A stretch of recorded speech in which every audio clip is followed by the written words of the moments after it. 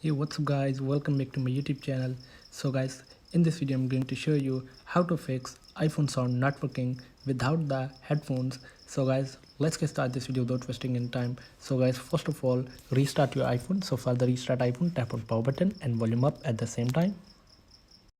So drag the slider to the right.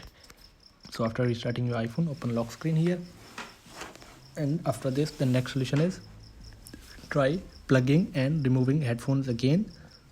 So after this, the next solution is clean headphone jack and remove your iPhone cover. So guys, if you have anything for like brush, so clean your headphone jack from iPhone. So after this, the next solution is enable and disable airplane mode. So open and disable it again. So after this, the next solution is connect Bluetooth speaker for the one time.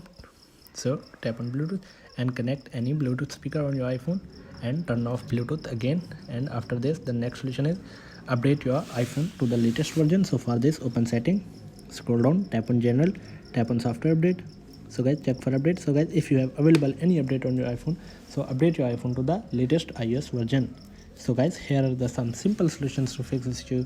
So guys, thanks for watching this video. Please like, share and subscribe. Thank you guys. See you in the next video. Thank you.